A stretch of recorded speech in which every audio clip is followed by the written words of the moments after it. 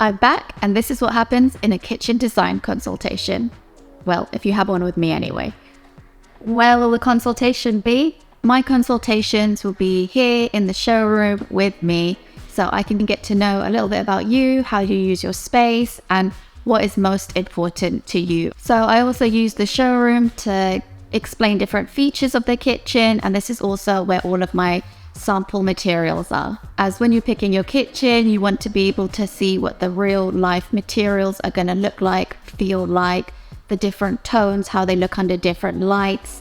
So this is something that you can only really do in person. However, I have helped some people with their kitchen designs via my Stand Store, which is kind of an online service that I offer, because of course not everybody lives in London to be able to come and see me in person. How long will the consultation be? I always like to say to allow 2 hours for the appointment.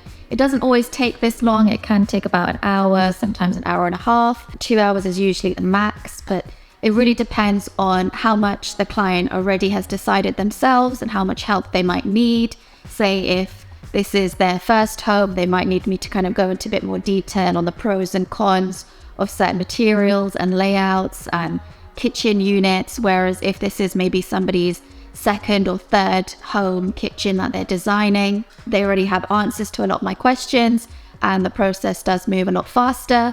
I mean, I don't mind either way, if it takes an hour or if it takes 2 hours. I just like to make sure that you're getting the kitchen that you want. I understand if some people might need a bit more explaining or others just like what they like, and yeah, we move on to the next question. Who should be at the consultation?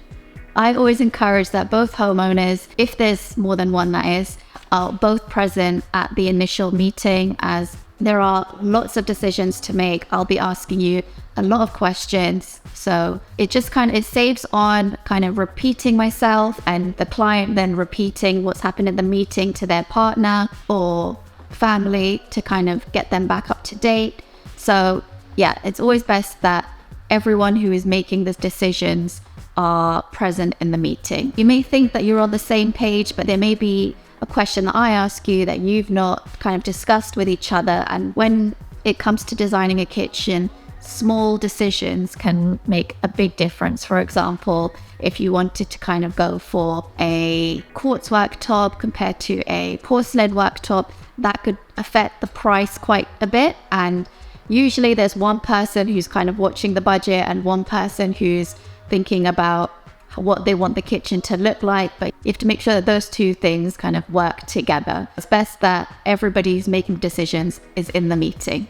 What should you do before the meeting? There isn't a lot that we need before the meeting. We might have a little chat on the phone about what kind of kitchen you want, so kind of like handleless or handled, if you want it a bit more modern or contemporary or colourful, things like that, just to make sure that what you want is something that we offer. The one thing that we really do require before the meeting is your architect's drawings. So usually if you're having an extension or if you're kind of knocking down some walls, you might get some architect's plans. Your architect's drawings are scaled drawings that are a very accurate representation of what your space is going to look like and how big it's going to be. So this also kind of shows us where you might have any soil pipes or where you might have different ceiling heights and where your windows are placed. So these are all very important details that we need to know when designing your kitchen. For example, some people might come in to see me and have drawn out their room and all they've measured is the 4 walls, and they've not told me where the door is, they've not told me where the window is, how high off the floor the window is. All of these things can affect the kitchen design.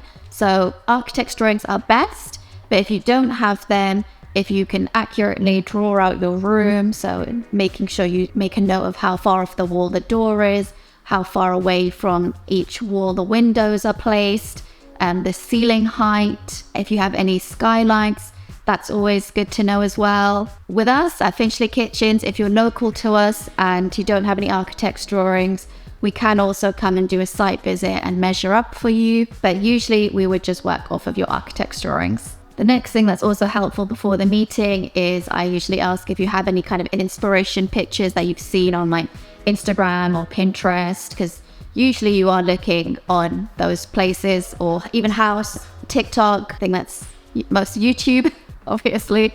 So if you've seen any features of kitchens that you like and you'd really like to incorporate them into your kitchen, or color schemes that you really like and it's easy to show a picture then kind of explain verbally, then it's always helpful to just email those over. I'll have a think of how we can make that work, kind of combining those pictures with your architect's drawings and just seeing how we can make that work. If you like the points that I've made so far, please give this video a like, just to let YouTube know that there's some good tips in this video and it will help YouTube to push this video out to more people.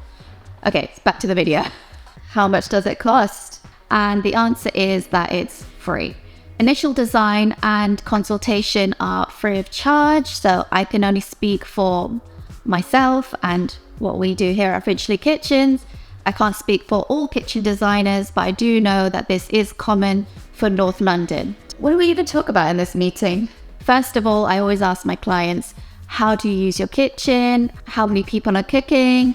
Is this going to be just a cooking area? Is it going to be an entertaining area? Is it going to be for your kids to do their homework? Is it going to be for you to be working from home? All of these things can make a big difference. These are things I'll take into consideration when designing your kitchen. I like to make kitchens that are bespoke to each client, which means if you are a big family, and like in my previous video, I discussed how I designed an extra large island for my client because they host weekly for 10 plus people. So they needed an extra large island to kind of serve food from. These are things that I find helpful to know to make sure that I'm designing the best kitchen for you. The other things that we discuss will be kind of the different kitchen units that we offer. There's lots of internals, the different carcasses, lots of different door finishes, different lighting options. Then there's also your appliances, your sink and tap, your worktop,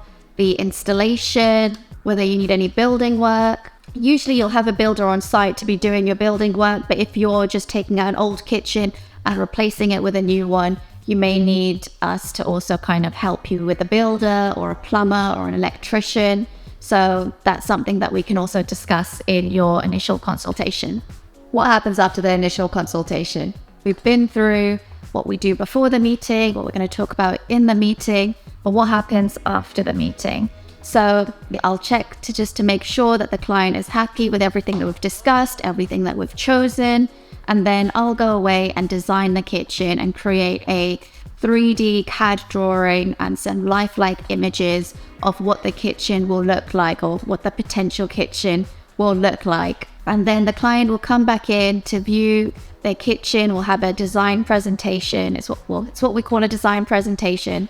So we'll go through every aspect of the kitchen, kind of see it from all different angles. It's a really nice point for the client to decide, oh, actually, I do like that. I don't like that anymore. Can't we just swap that out? Maybe swap those colors around. Because once you see everything together and all your ideas together, sometimes you might realize, like, maybe we might need to scale it back. Maybe we might need to make it a little bit more interesting. So yeah, that's the beauty of being able to kind of create something with this software. At the design presentation, I'll also have a quote for the customer. And in this quote, we'll kind of split out all the different areas of the kitchen. So like the furniture, the appliances, the worktop, installation, things like that. So you know kind of exactly how much everything costs. And if this goes above your budget, I'll already have kind of made a list of some suggestions of ways to kind of scale the cost back to bring it within budget, but without kind of compromising on what the client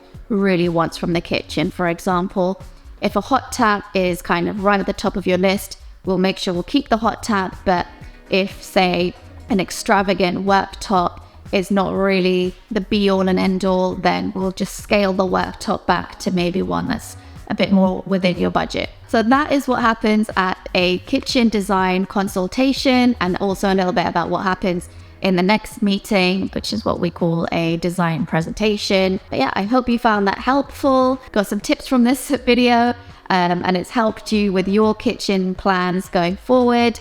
Please don't forget to subscribe and give this video a like. I've also linked another video here, and this is me kind of going through why I designed this specific kitchen with these specific features. It's a really interesting one, just to kind of go into a little bit more depth about what a bespoke kitchen is. Definitely give this one a watch next.